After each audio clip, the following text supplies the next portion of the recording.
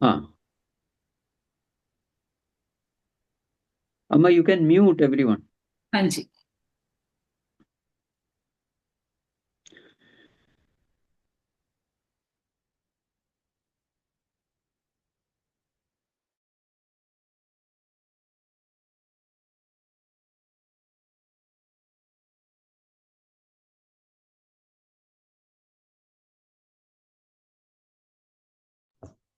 Swamiji, you are also muted. If you could unmute. Swami is also muted. Sorry. Oh.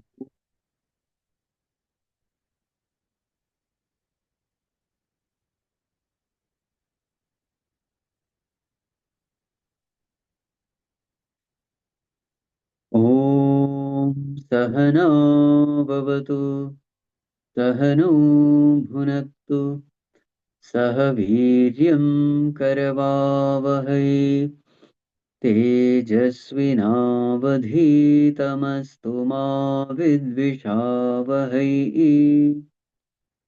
ॐ शान्ति शान्ति शान्तिः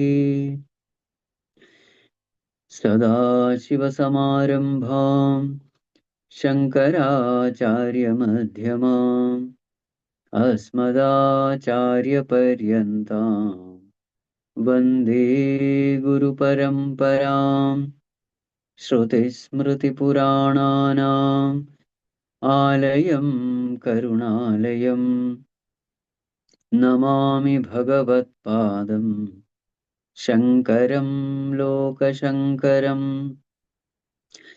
शङ्करं शङ्कराचार्यं केशवं बादरायणं सूत्रभाष्यकृतौ वन्दे भगवन्तौ पुनः पुनः समस्तजनकल्याणे निरतं करुणामयं नमामि चिन्मयं देवं सद्गुरुं ब्रह्मविद्वरम् सद्गुरुं ब्रह्मविद्वरम् ॐ भद्रं कर्णेभिः शृणुयामदेवाः भद्रं पश्येमाक्षभिर्यजत्राः स्थिरैरङ्गैस्तुष्टुवागंसस्तनूभिः व्यशेम देवहितं यदायुः स्वस्ति न इन्द्रो वृद्धश्रवाः स्वस्ति नः पूषा विश्ववेदाः स्वस्ति नस्तार्क्ष्यो अरिष्टनेमिः स्वस्ति नो बृहस्पतिर्दधातु ॐ शान्ति शान्ति शान्तिः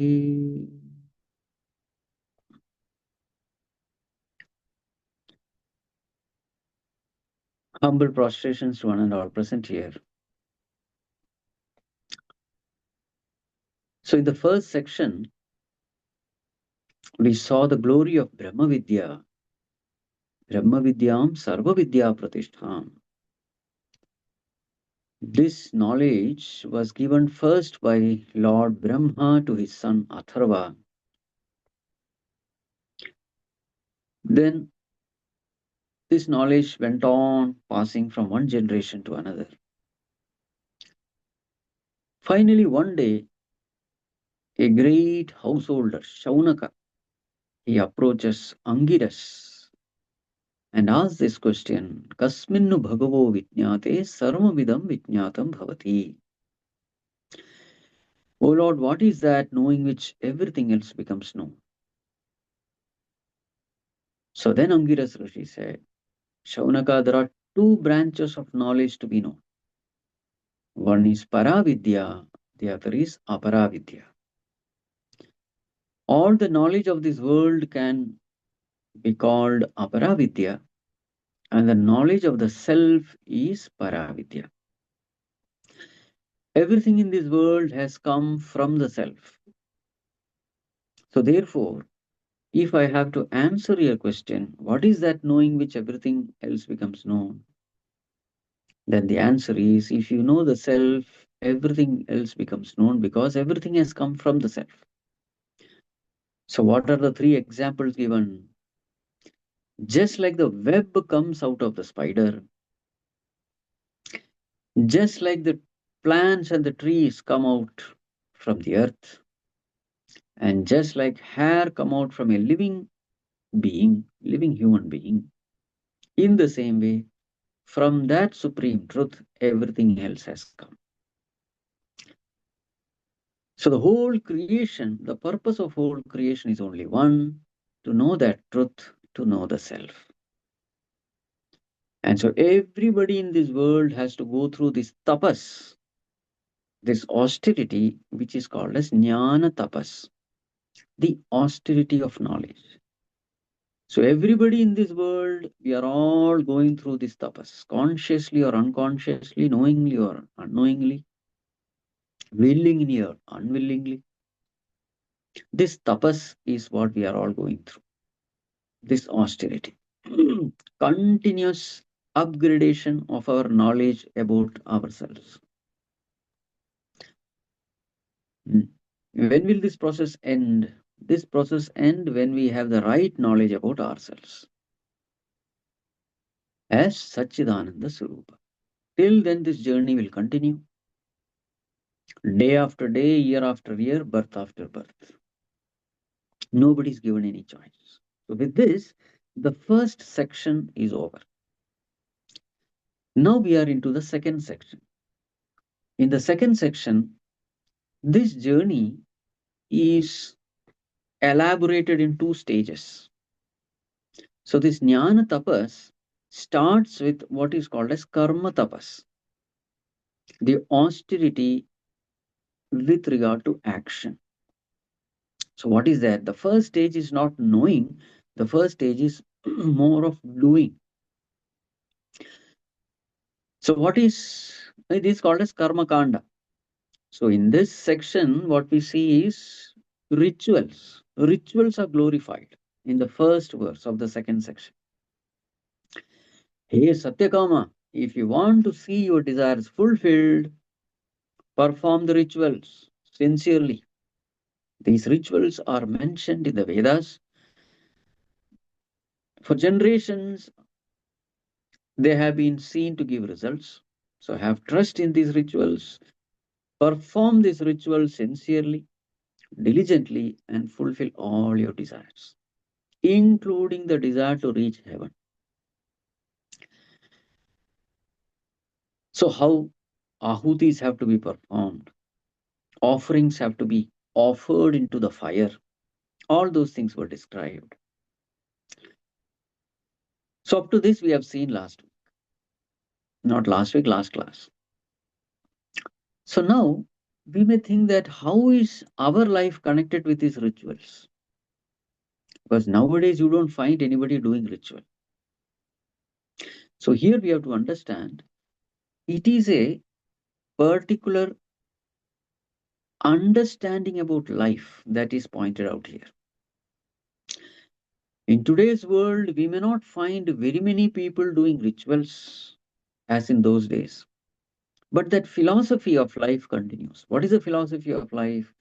Work hard, fulfill your desire, and be happy. This is the full philosophy which is discussed here.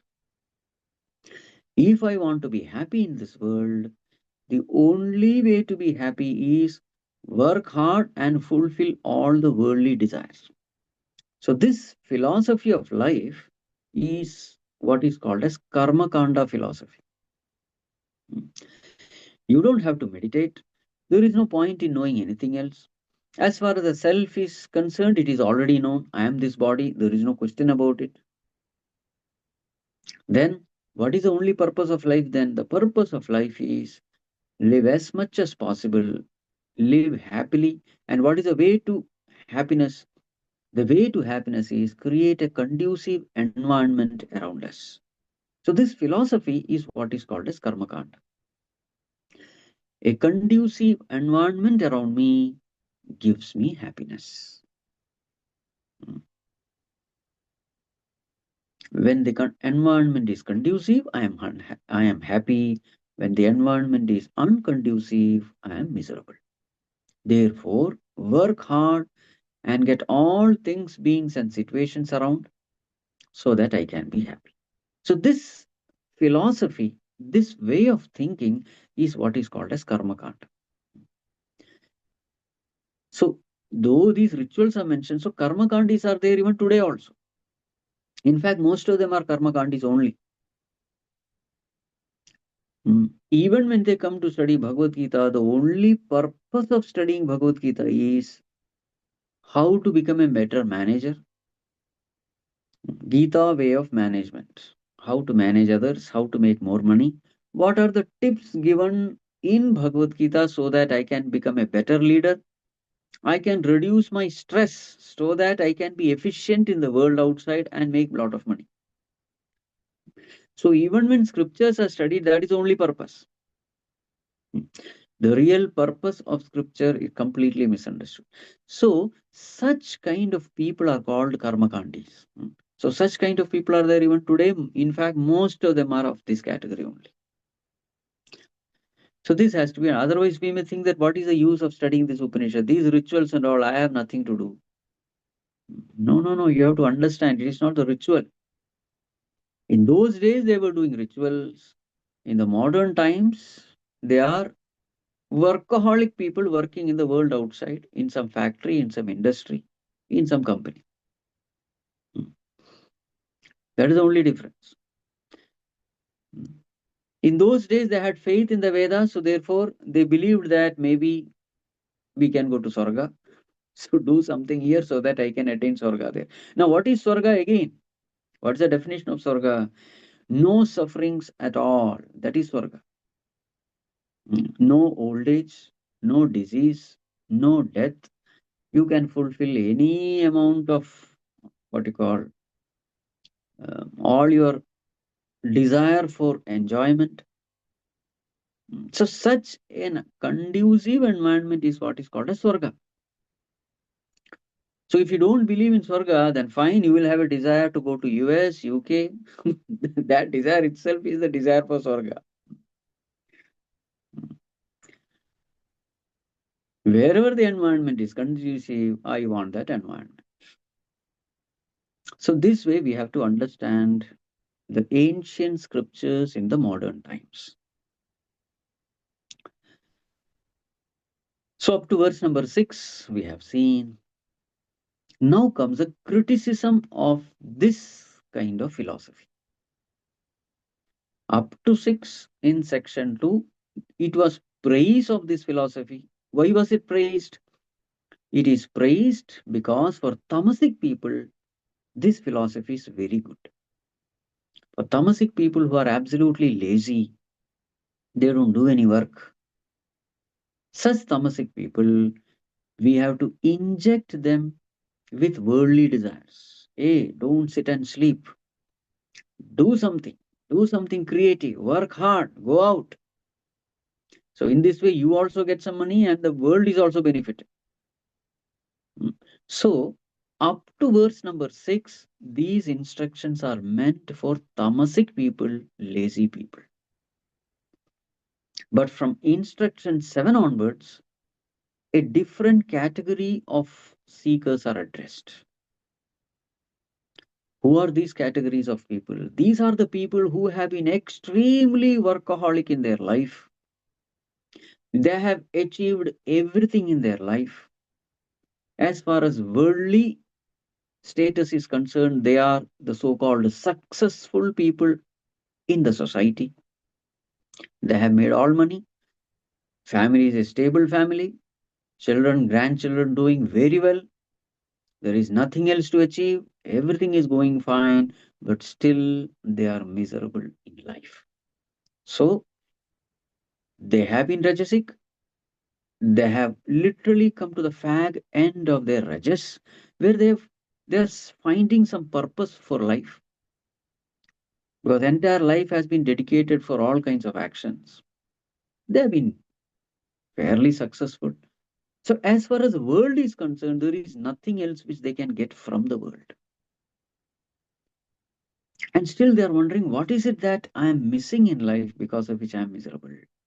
I have everything in life, but still, why is it that I am miserable? There is hollowness. So, to such people, the next section begins from verse number 7. So, there is a change of the category of seekers. So, now let us see verse number 7, page number 42. प्लवाह्येते अधृढा यज्ञरूपाः अष्टादशोक्तमवरं येषु कर्म ये तच्छ्रेयो येऽभिनन्दन्ति मूढाः जरामृत्युं ते पुनरेवापि यन्ति. So, एते यज्ञरूपाः अदृढाः. यज्ञरूपाः प्लवाः. Plavaha means boats. These boats, or we can say ship, these boats, yajnarupaha plavaha, in the form of yajna, in the form of ritual. So what are these rituals doing? These rituals are taking this person from the world of mortality, that is from this world, to the world of temporary immortality, Swargaloka. In Swargaloka, a person lives for thousands of years. So therefore, it is temporary immortality, we can say. So from this world, they have crossed into the another world. How did they cross? By sitting in the boat in the form of rituals. In the ship or boat, or ship, let us say. So there is an ocean. So from this shore to that shore, they went. This shore of what you call Bhuloka to the other shore of Swargaloka. How did they go? They traveled through a ship. And what is this ship? The ship is the ship of rituals. So now the description is about this ship. Ete yajnarupaha plavaha. These ships in the form of rituals. And what is the unique feature about the ship? Ashtadasha uktam. Ashtadasha uktam. Having 18 constituents. What are the 18 constituents? So for this ritual, there are 16 priests, panditjis. 16 priests who will help this wife and husband to perform this ritual. So 16 plus 2, 18. Husband and wife sit together and they do this ritual, and 16 priests help them. So totally there are 18 constituents. So Ashtadasha Uktam Yajnarupaha Plavaha Avaram. Avaram means inferior. Adhrudaha, infirm. This fish, this ship cannot be trusted. It is infirm. Yeshu avaram karma. The ship is infirm because the whole ritual is supported by inferior action, avaram karma. Why is inferior action? These actions are limited, therefore, these actions can give only limited result. Limited result means what? Perishable result. What does it mean? Even if you go to the Swargaloka, because it is based on limited action, result will be limited, and therefore, after some time, you will have to come back from this Swargaloka. You cannot permanently stay in that Swargaloka. It would have been wonderful, but what to do? This Swargaloka has been attained by limited action. Therefore, stay in Swargaloka also has to be limited. So, what is being said here? Every action performed in this world can give only limited result, even if it is attaining Swargaloka. So, ye moodhaha etat shreyah iti abhinandanti. Those fools, those ignorant ones who consider this attainment to be the greatest and thus take delight in it, what happens to them? Te punah jara mrityum evayanti. They once again come back to this world of jara and mrityu. Jara means old age, mrityu means death. Meaning, attainment of Swargaloka is a perishable attainment, not worth seeking. What am I seeking in life? I am seeking permanent result, not impermanent result. So this is the sign of wisdom. Whatever I am going to get, is it perishable or is it imperishable? This is the way the wise people ask question to themselves. Is it worth pursuing?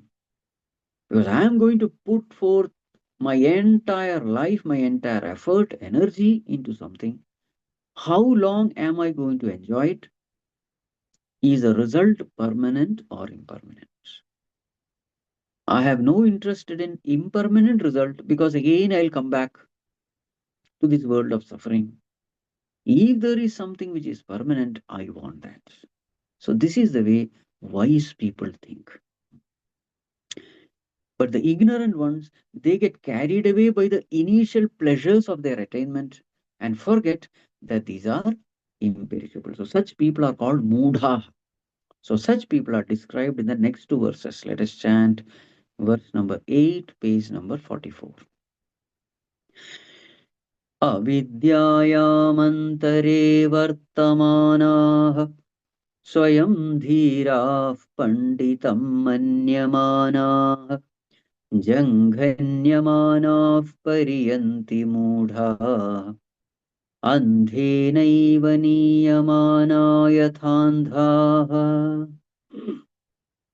So this verse we had seen in Kathopanishad also. If you remember. I'm sure you don't remember. Anyway, avidyayam antare vartamana. So these ignorant people, they are described. Now, such kind of people you will find plenty in the society. Where are they? Avidyayam, remaining in the midst of ignorance. They are completely ignorant people.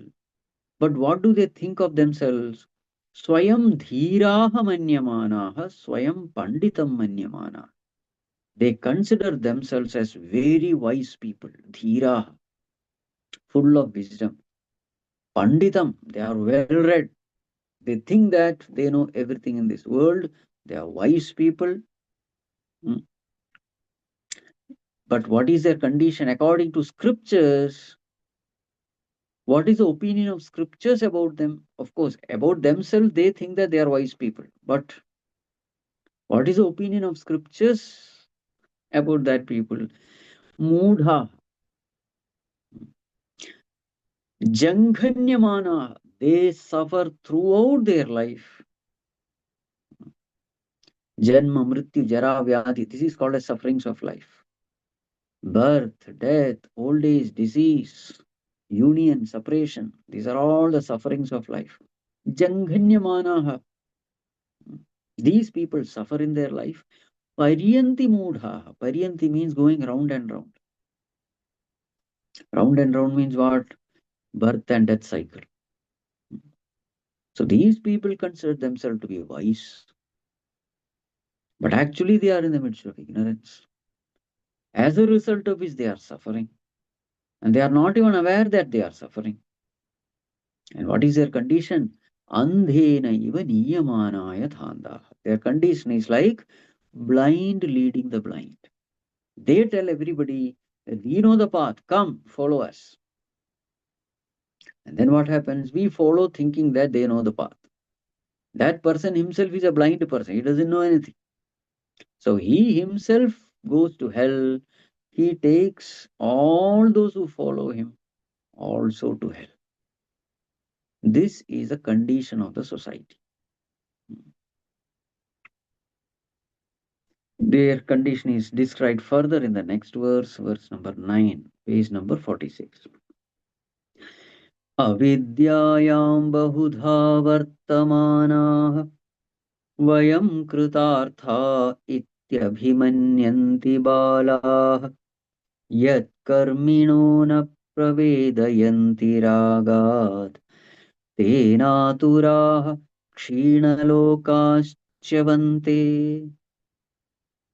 Avidyayam bahudha vartamana, remaining in ignorance in various ways. They are completely ignorant about every aspect of life. They are ignorant about themselves. Jiva, Jagat, Ishvara. These are the three topics in the world. Jiva, knowledge about oneself. Jagat, knowledge about the world. Ishvara, knowledge about the creator of the living beings and the world. With regard to all these things, they are completely ignorant. But what is their opinion about themselves? Vayam kritarthaha iti abhimanyanti. They take great pride in saying that we are completely fulfilled in life. Kritartha. Whatever I am supposed to achieve, I have achieved. See, name, fame, power, position. See how many people respect me, know me. I am famous. People come to me to take whatever guidance in life. So this way, they talk about themselves as though they are completely fulfilled. But according to scriptures, they are not wise people. Who are they? Bala. They are children, childish. So if you see a small child, that child doesn't know anything, but confidently it will do everything. It doesn't know anything. It will do all dangerous things also. That is called a child. You put a toffee in front of the child and a 100 rupee note. The child will take the toffee only. It doesn't know the value of anything. Gets easily attracted to the external, outer, superficial glitter. That is a child. It will put its hand into the rotating fan also, into the electric socket also. It will go and catch a snake also. It will fall into a pit also. Very dangerous. Doesn't know anything. So, these people are called as balaha. Childish, doesn't know anything, but only prattles. Why are they called childish? Because yat karminaha na pravedayanti ragat. Due to attachment, they don't attain the supreme truth. Their minds are filled with likes and dislikes.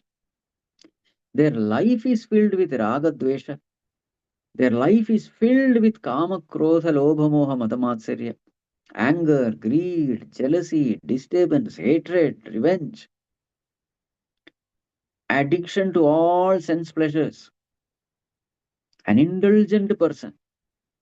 In Bhagavad Gita, it is called Rakshasim, Asurim, Mohinim, Prakriti. These three. They will harm others for their own good. Rakshasim, Asurim. Their main joy of life is indulgence in sense pleasures. Mohinim, they are attached to so many things of life. They are slaves of their senses, completely deluded. So therefore, they are far, far away from truth. Tena aturaha, because of their addictions, they are miserable in life, but they are not even aware that they are miserable. What happens to them? Kshinalokaha chyavante. So these people, after attaining Swargaloka by doing rituals, etc., they come back. Because the law of Swargaloka is the more and more you indulge there, all your punyas are exhausted. Punya is the currency there. And once punyas are exhausted, chavante, they fall. Continuing, verse number 10, page number 49. Again, the scolding continues. इष्टापूर्तं मन्यमाना वरिष्ठं नान्यच्छ्रेयो वेदयन्ते प्रमूढाः नाकस्य पृष्ठे ते सुकृतेनो भूत्वा इमं लोकं हीनतरं वा विशन्ति. They consider Ishtapurtam as Varishtham. Varishtham means the best. These are the two types of actions they consider the ultimate. What are they? Ishta and Apurta. So all the rituals that we do in order to fulfill our desires, they are called as Ishta, Kamya Karma. Hmm. Rituals to fulfill our desire, that's called as Ishta. Apurta means charitable acts. So whatever charitable acts you do in the society for the welfare of the society, but with a desire to gain punya, all these actions are called apurta karma. Ishta karma and apurta karma. Varishtham manyamanaha, they consider this to be the highest. Pramudhaha na anyachreyah iti vedayante. According to them, there is nothing greater than this. Work hard to make a lot of money and give a little charity also. That is the purpose of life. There is nothing higher. This way they think. Te nakasya prashthe sukrute anubhutva.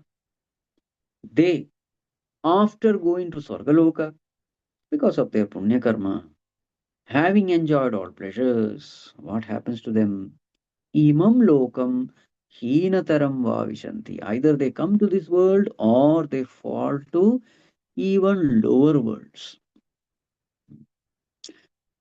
On the other hand, now the glorification of the seekers who live a life of what you call spirituality. That comes from verse number. So all this discussion is only to glorify the higher way of living, the spiritual way of living. That is mentioned in verse number 12. Verse number 11, page number 52. तपश्रद्धेये ह्युपवसन्त्यरण्ये शान्ता विद्वांसो भैक्ष्यचर्यां चरन्तः सूर्यद्वारेण ते विरजाः प्रयान्ति यत्रामृतः स पुरुषो ह्यव्ययात्मा. On the other hand, this kind of people, who are they? Tapaha shraddhe, living a life of tapas, austerity, shraddha, having total faith in the scriptures, total faith in the Guru, shraddhe. Upavasanti aranye, where are they living? They are living in the forest, in solitude, away from the hustle and bustle of life, living a life of inward meditation. Shantaha, very peaceful. Vidvamsaha, they have studied the scriptures properly and they have understood the goal pointed out by the scriptures. Vidvamsa. Bhaikshacharyaam charantah, they are living a life of bhikshacharya. Bhikshacharya means living on alms, begging food. Bhikshacharya. What happens to them? Suryadwarena te virajaha prayanti. Virajaha, such people who are free from all rajas, highly sattvic people, free from all impurities of the mind, they go through the path of sun, Suryadwarena, by Uttarayana Marga. And then what happens to them? Yatra amritaha sa purushaha hi avyatma. And they attain that supreme being, the Supreme Self, which is immortal, which is imperishable. They attain that state. So from here onwards, the true spirituality is glorified. This is a life of a sadhaka. So here, a contrast is shown. A karmakandi, a workaholic person, is a person who finds joy in sense pleasures, in sense indulgence. What about this person? Tapaha. He finds joy in sense discipline. You see the difference? There is a joy of sense indulgence, but there is a higher joy of sense discipline. Hmm. Completely opposite. His life is completely opposite compared to a worldly person. Hmm. This worldly person has no faith at all in the Upanishads, etc., in Guru, etc. Whereas here, his entire life is based on what you call faith in that highest state. This worldly person lives amidst all what you call sense objects, all luxuries of life, comforts of life. What about this person? Upavasanti Aranye. He is living in a forest where there is nothing much available. This worldly person is completely rajasic, active, workaholic, disturbed, passionate. What about this person? Shantaha, very peaceful. One believes that applying the mind is the way to happiness. Another believes that quietening the mind is the way to happiness. Vidwamsaha. So every term you have to see both. Compared to this person, see that contradiction. Vidwamsa. Worldly person, he has no time for scriptures, he has no time for satsang. Whereas this person, his most of his time goes only for these things. Vidwamsa. And therefore, he has become a wise person. Bhaikshacharyaam charanta. The worldly person, he can't even think of bhiksha, asking, extending his hands in front of others, because highly egoistic. So Bhaikshacharya means here is a person who believes that ego pampering is the way to happiness, worldly person. Whereas here, a seeker believes that ego effacement is the way to happiness. The Bhikshacharanam is only for this purpose. It's not that nobody is giving food to him. No, no, everybody is ready to give food, but he deliberately, in order to puncture his ego, he goes and extends his arm in front of others. It's called as Bhiksha. Sannyasis are supposed to take Bhiksha. What is the purpose of Bhiksha? Number one, you will get food. Number two, when you ask something from someone, you automatically become humble. To efface this ego, this particular, you know, lifestyle is prescribed for a sannyasi. Now, for the worldly or for the samsaris, we can say Bhaksha means becoming content with whatever you get. That is also a Bhikshacharya. So, see the difference in lifestyle of a worldly person and a spiritual person. Huge difference, contradicting to each other. So, what happens to such a spiritual person who is living in the minimum, completely living a life, withdrawing the mind from the world, meditating upon the self, upon the Lord in his own heart? What happens to such people?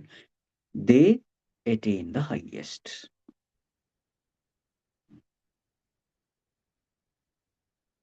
The worldly person goes out to become happy. The spiritual person goes in to become happy. The direction is so different, opposite to each other.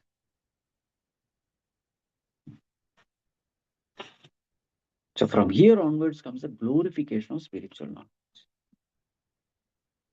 But to gain this knowledge, you will have to approach a guru. That is the next verse, a very famous verse. Verse number 12, page number 54. परीक्ष्य लोकान् कर्मचितान् ब्राह्मणः निर्वेदमायान्नास्त्य कृतः कृतेन तद्विज्ञानार्थं स गुरुमेवाभिगच्छेत् समित्पाणिः श्रोत्रियं ब्रह्मनिष्ठम्. Brahmana, a wise person, a mature person, pariksha lokan, let him experiment with the world. Whatever the world can give, let him experiment with everything that the world can offer. The world which is karma chitan, born out of action. Let him work hard in the world and get everything that the world can offer. And then finally, nirvedam ayat, may he become dispassionate. May he be free from all desires of the world. Why? Nasti akritaha krutena. Nasti akritaha krutena. Akritaha krutena na asti. That which is not born out of action cannot be gained by action. Akritaha. That which is not born out of action cannot be gained by action. Or another version is akritaha nasti krutena kim. There is nothing which is a product of karma. Then what is the use of karma? First, let us see that. Akritaha na asti krutena kim. So what all are the possibilities with action? So Bhagavan Shankaracharya ji says, karma can give these four things, can do these four things. What are they? Utpadyam, samskaryam, apyam, vikaryam. Utpadyam. With karma, you can produce something. Samskaryam. With action, you can purify something. Apyam. With action, you can reach some place. Vikaryam. With action, you can modify something. You can produce something, purify something, reach somewhere, or modify something. This is all you can do with action.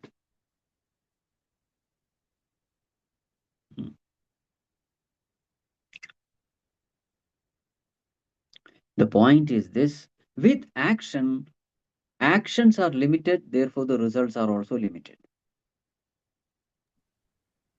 Results are limited means all the results Can you are... repeat these four things, please? Can you repeat these four things, explaining each one of them?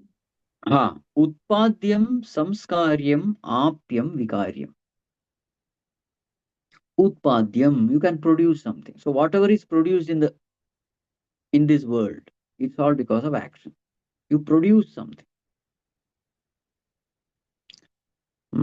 Samskaryam, purification.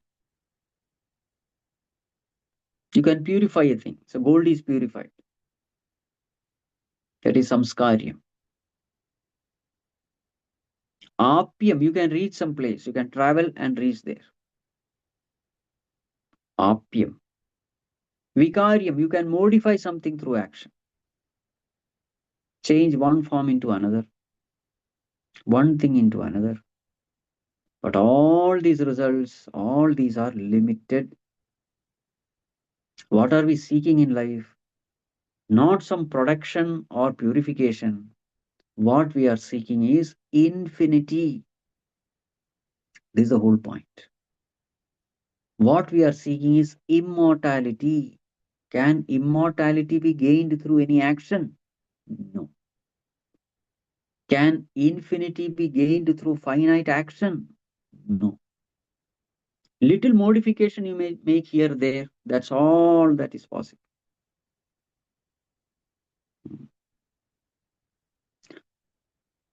So, understand what our normal actions can achieve.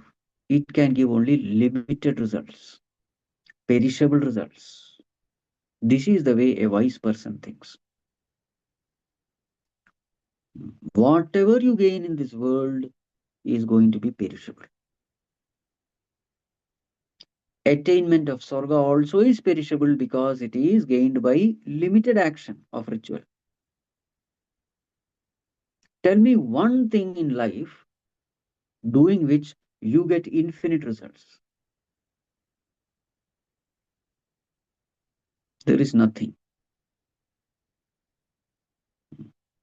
You do yoga, pranayama, jogging, walking, whatever you may do. Can you get the infinite result of immortality?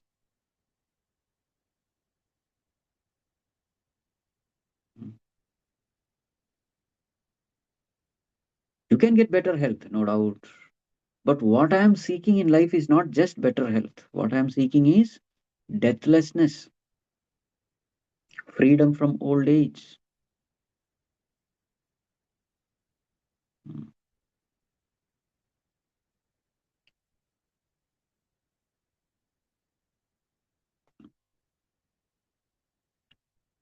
This is a way to think. The so-called permanent job is also impermanent only. Swami, I got a permanent government job. What do you mean permanent job? Hmm. Retirement is guaranteed. Permanent means what? Comparatively long. That's all. There is no permanent job. All jobs are impermanent.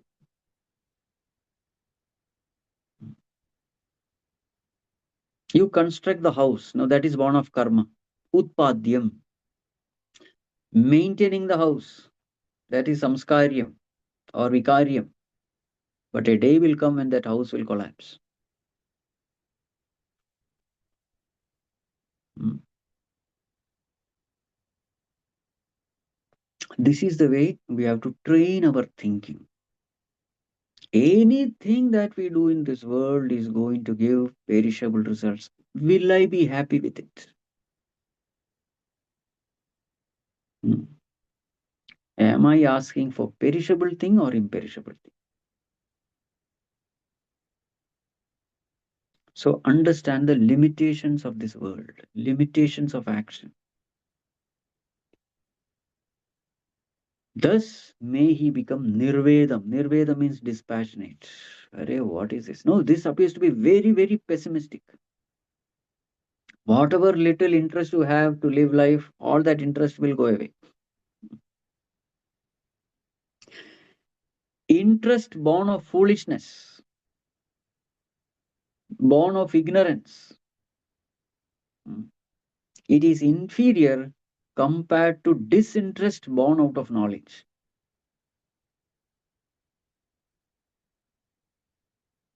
Disinterest born out of knowledge is far better than interest born out of delusion.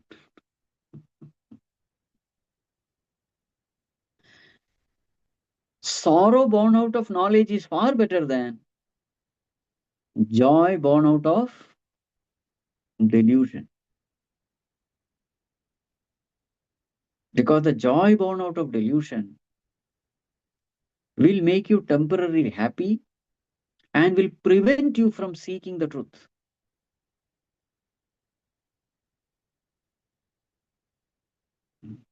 So sorrow is far better.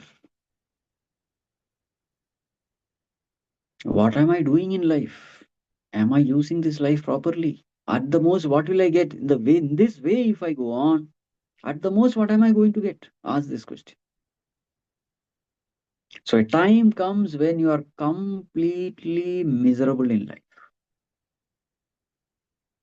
Because the fact of life is everything will be taken away from you. Whatever you are striving hard today, name, fame, power, position, whatever you are striving, it will go someday or the other. The people who are praising you, glorifying you, serving you, they will all disappear. Is it worth spending time with such people in such acts? This is called as Nirvedam Aya.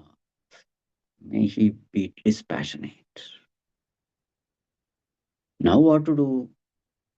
Akritaha kritena nasti. That infinite cannot be gained by any action. Then what is the only way to gain it? Doing cannot take you there. The only way is knowing. If there is something infinite, I must know it. So therefore, see the next line. Tad vijnanartham. To know that, sa gurum eva abhigachet. To know that truth, that imperishable, immortal truth, which is already there, which cannot be gained by action, which can be gained only through knowledge. So what should you do? You have to gain that knowledge. So whom should you approach? You must approach a person who has that knowledge. And who is he? Guru. And what's the qualification of that Guru? Shrotriyam Brahmanishtham Guru. A Guru who is abiding in the truth. He himself has experienced it. He's a Brahmanishtha. And moreover, he also had approached his Guru and he got it. It is not that he gained it by his own effort. No. He put forth effort in the direction given by Guru. And today he is abiding in that self. He's a Brahmanishta. And because he has been taught through the ways of the scriptures by his Guru, so he is capable of giving that very same knowledge to others also. Therefore, he is Shrotriyam, one who is well versed in the scriptures. Such a person is called Shrotriyam. So these are the two qualifications of a Guru, Shrotriyam, Brahmanishtam. He has the experience and he is capable of giving that knowledge to his disciples. To such a Guru, Samit Panihi Abhigachet. How should we go? How should we approach a teacher? Samit Panihi. With a bundle of firewood, sacrificial fuel, that stick. Samit, that is called a samit, that stick which you put in that ritualistic fire. So with that bundle, so that is a traditional way of approaching a Guru. The point is this, with all humility and a desire to know, may the student approach the teacher. And what should the teacher do? Last verse of this section, verse number 13, page number 59. Tasmai savidvanupasannaya samyak prashantachittaya shamanvitaya yenaksharam purusham veda satyam provachatam tattvato brahma vidyam.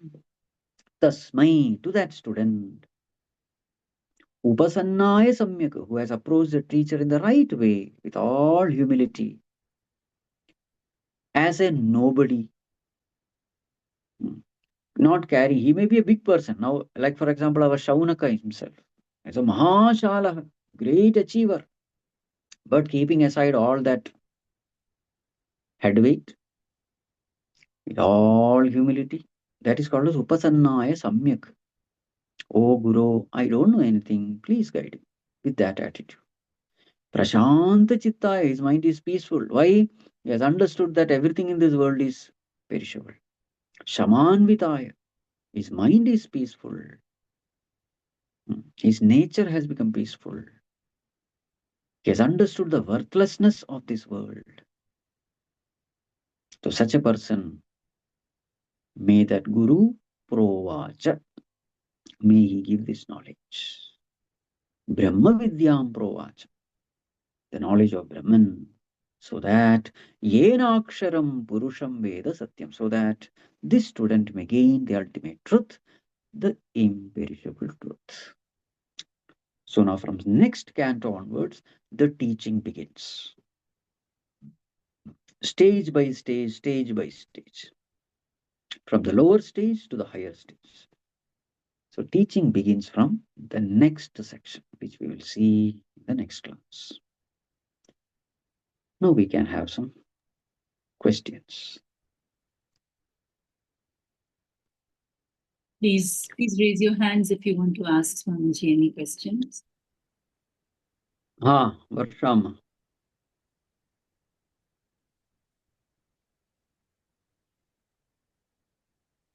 Pranam, Swamiji. Pranam.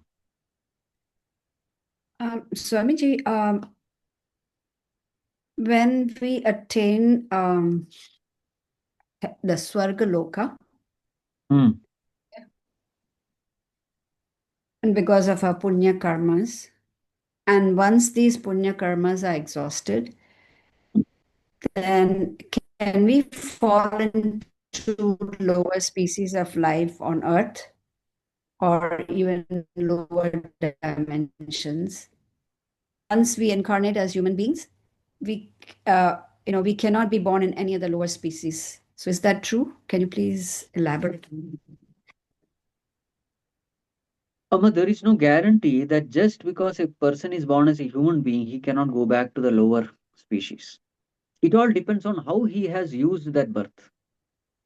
Suppose he lives an animalistic life in human birth. Sometimes we see such people. Though they are given a human birth, they misuse that birth and do all kinds of animalistic activity. So then Bhagavan repents. Oh, this person doesn't deserve this. So he has to then go back to the lower births, where the suffering is more intense. That is what Bhagavan says in the 16th chapter. Kshipami ajasrama shubhan asurishveva yonishu. I throw them into the demonic wombs. So there Bhagavan Shankaracharya rise in the wombs of lions and tigers. People who live a life of arrogance, animalism, crookedness, wickedness, cruelty. So if this is what you choose in life, then the better world will be an animal world, because all these things are, you can exhaust all these animalistic vasanas only in an animal body. So there is no guarantee that once you become a human, you are ever a human. No. Yeah, because many people say that, oh, so we are on the top of the ladder because we are born as human beings. So we have already crossed all the other species of life. Now we cannot be born as human, as any other animal or any other lower species. See, you are on the top of the ladder, but you can fall down from the ladder also, no? If you are not careful, you can fall down. Remember, it is still a ladder. It is not the terrace. Thank you. Thank you so much.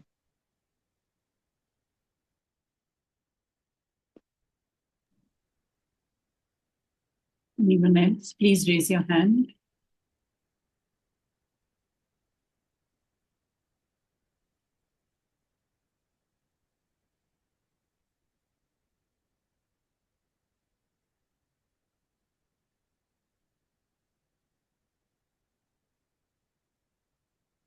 Yes, Amma. Niti. Swami ji pranam. Ah, Swami ji, like in psychology, we study that we have to feel our emotions fully, and also our origin is from animal kingdom. So, so and we have to feel our emotions fully. And now, here, when we read the scriptures, it is said that you have to go beyond your ego. You have to go beyond your senses. So when I go beyond my senses, at times, at times uh, at times I'm not able to nullify my ego fully, which means some some some some traits are not taken care of. Maybe it is anger or jealousy or something. So how can I work better on that? remember God. That's enough. God and ego cannot be together. All the negative emotions, anger, etc., everything comes when ego is there. Ego is the mother of all vices. So when you completely surrender unto But in a God, ego fraction is of a gone. second, we just forget. True. So again, remember, what else can you do? If the problem is created by forgetfulness, what is the solution? Remembrance is the solution.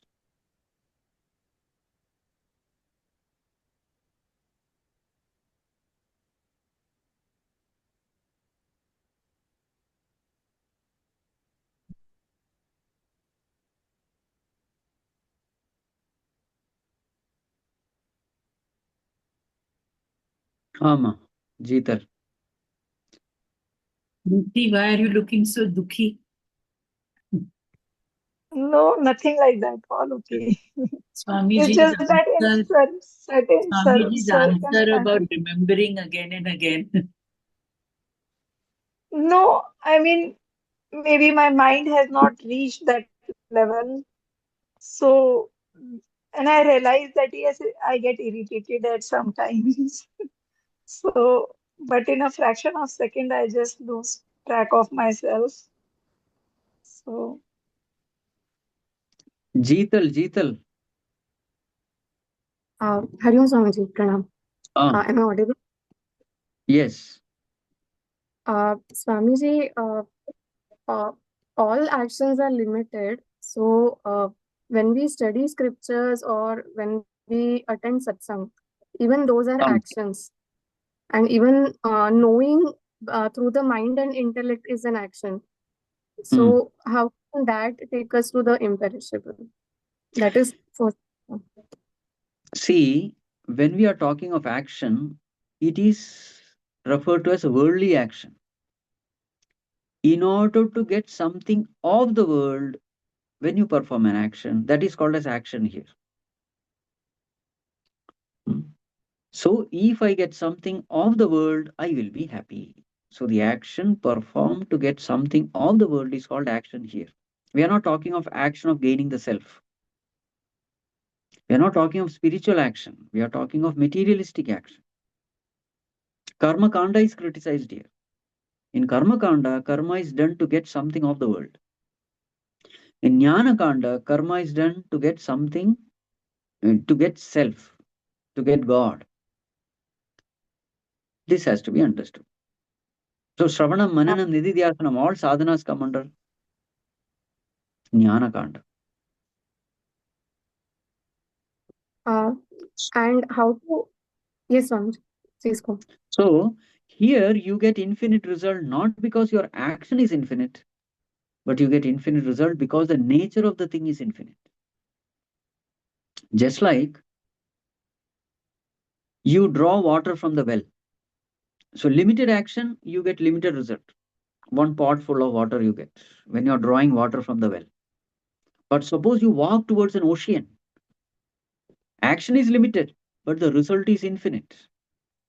Infinite water. Why do you get infinite water? Because the nature of the thing is infinite. Hmm.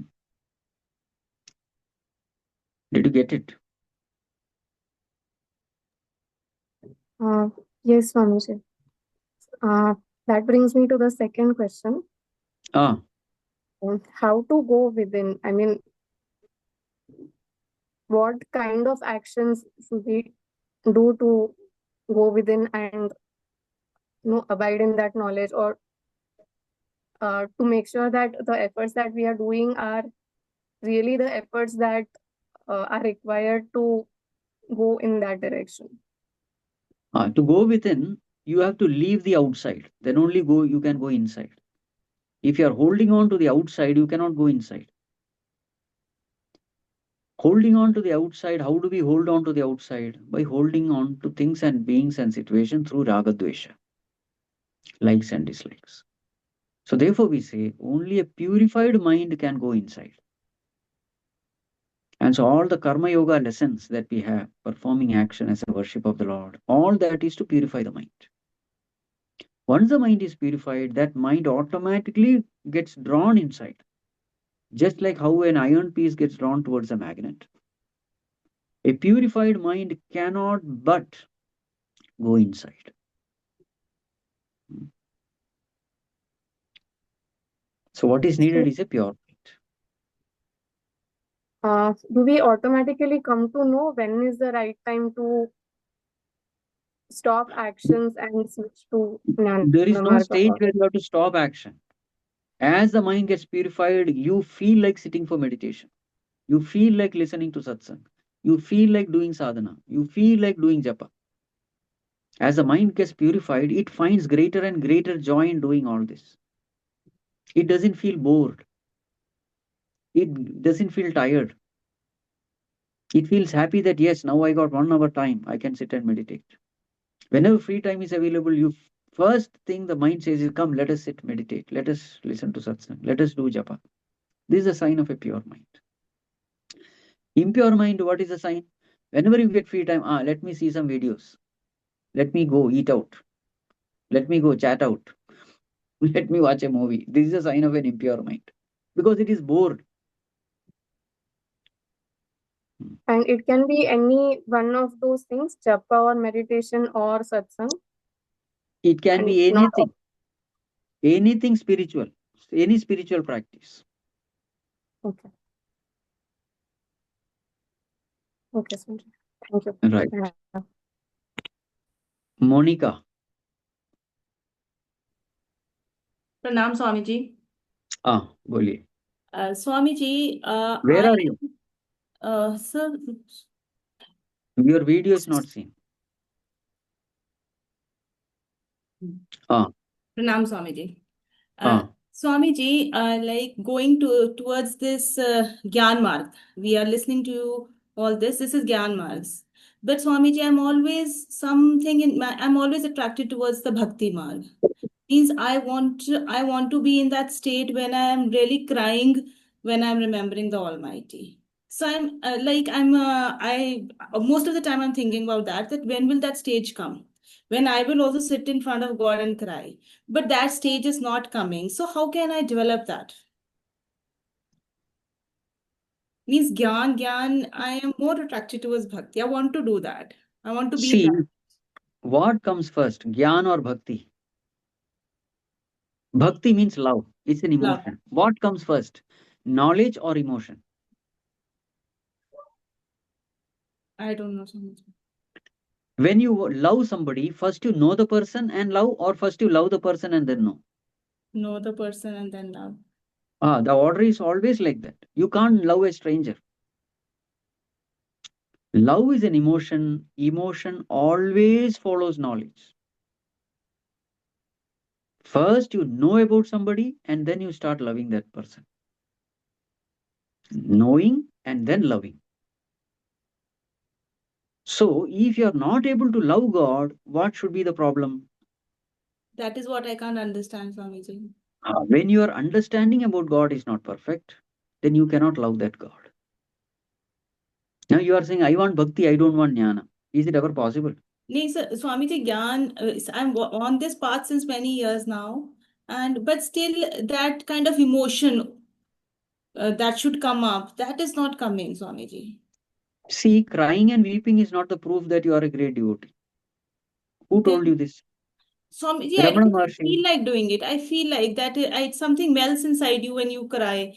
But I am not able to, like, I sit in front of God, I have emotions, I talk, but that feeling doesn't come.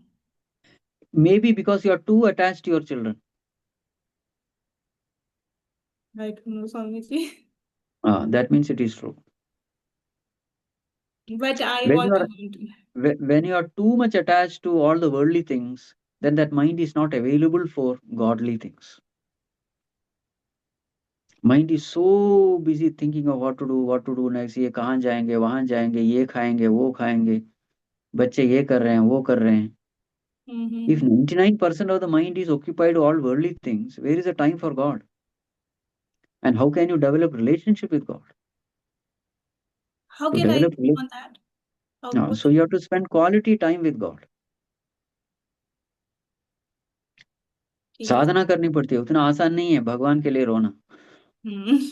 I want to reach that state, Swamiji. Chalo, in hope. And Swamiji, my next question is that you talked about that bhiksha concept, no? That bhiksha is a form of giving up ego. So I think that is limited to the sannyasis, or it is for it doesn't apply to our lives. See, Bhiksha. then you have to redefine the whole thing a little bit. For the worldly person, Bhikshacharya will mean being contented with whatever comes unasked. ठीक है स्वामी जी. हाँ, Thank you, Swami ji. ठीक है जी. Thank you, Swamiji. Hari Om. हाँ, अस्मिता माँ बोलिए. Hari Om, Swamiji. My हाँ, question is about generally you should be performing the action to exhaust your vasanas. हाँ, Okay. So to exhaust your vasana, one will have to uplift oneself to sattva. Because rajasic vasanas generally will not allow you to exhaust your vasanas, rajasic actions. So, but many times it happens that you understand these are your rajasic vasanas and you are performing action out of rajas. Not you are not able to uplift yourself to sattva, but you are performing out of rajas. But at the same time, when you're doing it, you're conscious that even this rajasic vasana, rajasic actions are happening just because the God is present within you. Because even to express in rajasic way, I will not be able to express myself without God. That's what a justification I keep giving myself many times. So I just want to understand whether I am thinking right or what is that I am like needs to correct myself. See, are you proud of your Rajasic Vasana? No, it gives guilt. So that guilt itself will, once a time comes when the pain of guilt is so strong than the joy of indulgence in Rajasic Vasanas. That day, Vasana is exhausted. You will not dare to do it again because you know the guilt feeling is much stronger. Guilt feeling after doing it is going to be much stronger than the joy of doing it. Many times these rajasic actions are more, you feel you are responsible to do actions. And That you means it is do. the right one then. Why should you feel guilty then? If something is your responsibility, why should you feel guilty? But it is more of a rajas still, right? See, Rajas is not always wrong. All the great institutions, like for example, Chinmaya Mission has so many centers, all because of the Rajasic activity of Chinmayananda. Ramakrishna Mission, all because of Rajasic activity of Swami Vivekananda. Why do you think that Rajas is always bad? If Okay. Rajas is supported by Sattva, that Rajas becomes a great blessing for the world. Okay. Okay. So that's what it was giving me. I know I'm performing this action because it is required to be performed now. Though it may sometime not be so well accepted by others. It can See, happen that. Rajas is not always bad. Even Tamas is not always bad. You are able to sleep well only because of Tamas. Yeah, true. So who said Tamas is always bad? No.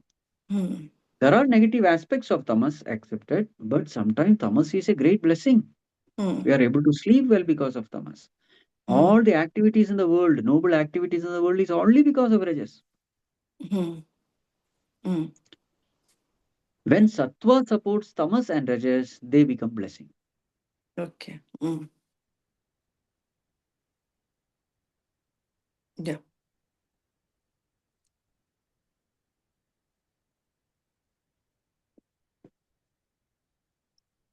Okay. Pranam Swamiji. Thank you. Right. So I think, Swamiji, the questions are exhausted. So I think we can end it with the last shloka. Yes, Amma. Om Sarve Bhavantu Sukhinah Sarve Santu Niramayah Sarve Bhadrani Pashyantu Ma Kaschid Dukkha Bhag Bhavet Asato Ma Sadgamaya Tamaso Ma Jyotirgamaya Mrityorma Amritam Gamaya Om Purnamadah Purnamidam Purnat Purnamudachyate Purnasya Purnamadaya Purnamevavachishyate Om Shanti Shanti Shanti Harihi Om Shri Gurubhyo Namaha Harihi Om